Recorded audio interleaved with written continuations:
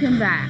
South Africa's President Cyril Ramaphosa is to repay $35,000 given to his leadership campaign by a firm accused of corruption. The donor, a firm called Bosesa, has one lucrative government contract but is under investigation.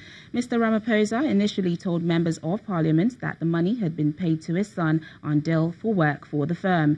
Analysts say by later admitting it was a donation, he undermines his own anti-corruption fight. The controversy is a setback for the president, who has vowed to fight corruption. Meanwhile, former Finance Minister Pravin Gordhan is appeared at the official investigation into alleged corruption during the presidency of Jacob Zuma. The investigation, chaired by the country's Deputy Chief Justice Raymond Zondo, is looking into what is called the state capture, the allegation that the wealthy business family, the Guptas, exercised undue political influence over decisions made by President Zuma.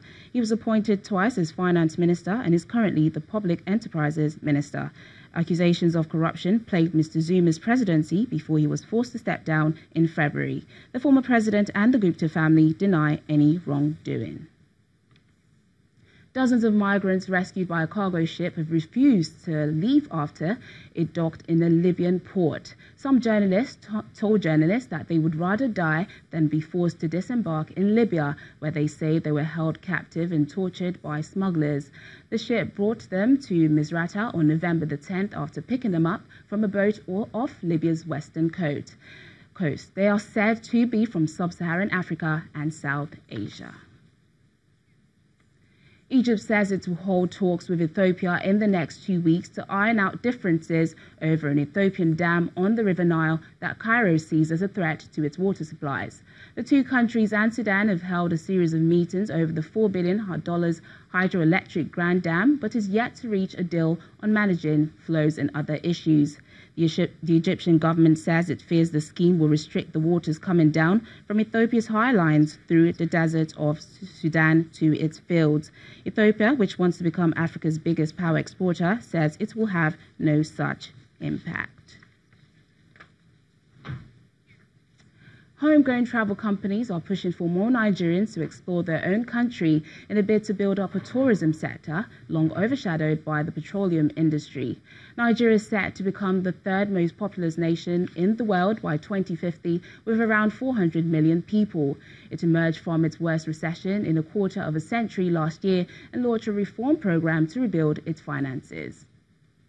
The people in this group of hikers are Nigerians. And yet, many of them had no idea a place like this, Ikogosi Warm Springs, existed in their country.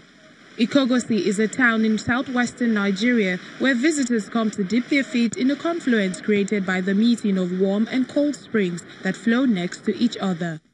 It's one of the attractions that a new cohort of Nigerian tour operators like Social Prefect Tours and TVP Adventures are counting on to lure young, active professionals looking to explore their country. It's a very exciting experience, particularly because at first you wouldn't think there are this many exciting places here. Yeah, but then when you travel, you realize that, yeah, there are a lot of fun places. So it's a very good experience to see the beauty of the country. Popular African travel destinations like Kenya, South Africa and Tanzania enjoy government support and promotion.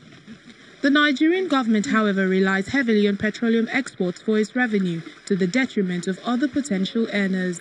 You really can't compare Nigeria to other popular African tourist destinations because tourism isn't really a major focus for Nigeria. The difference is really clear, and where even our neighbors in Benin Republic are doing better in tourism as compared to Nigeria.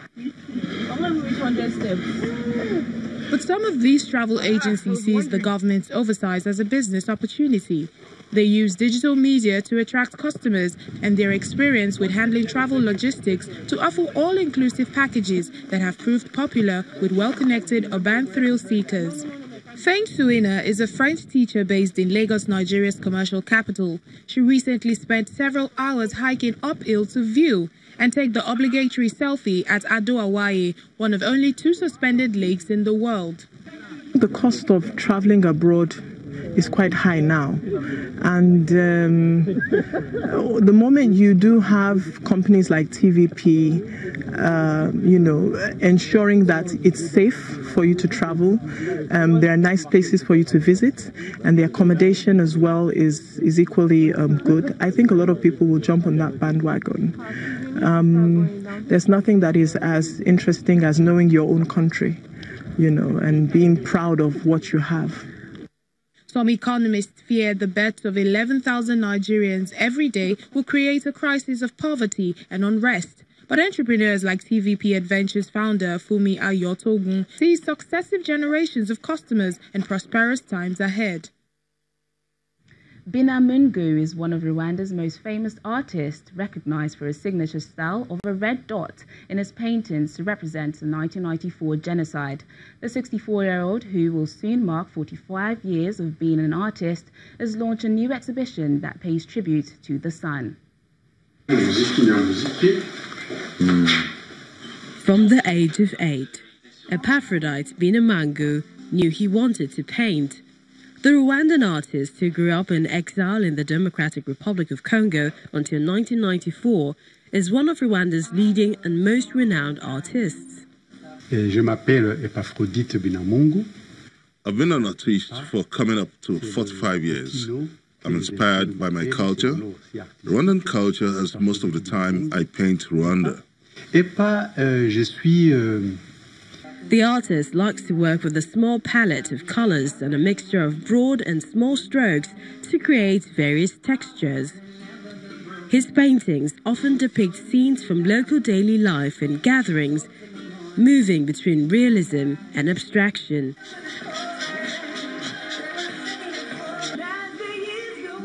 But it is the signature style in his work, a red dot representing the 1994 Rwandan genocide, that is truly unique. The red dot is a reminder of the dramatic time that Rwandans lived through the time of the genocide. It must be remembered every time that in our history there has been this. It gives a lesson in life. It gives us a lesson in humanity. That's why I put this point in. In celebration of his career milestone, the 64-year-old recently launched a new exhibition called The Journey with the Sun, a series of paintings which represent the different moods of the sun through his eyes.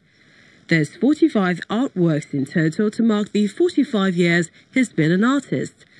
On the opening night, around 200 people were in attendance. What I like with Epa is that he's always changing. He's not staying in the same style. So this is an exhibit about the sun. And what I like is the painting mixed with sand, and the 3 dimension of his painting is very original. The paintings at the exhibition are being sold for between 40,000 to 500,000 Rwandan franc and have an interesting mix of titles. Mr. Binamungu, who is also a sculptor, has had numerous exhibitions in Africa, Europe, the United States and China. Several of his works are part of Rwanda's public collections. And that's it on the program. Thanks for watching. I'm Teniola Shubowale.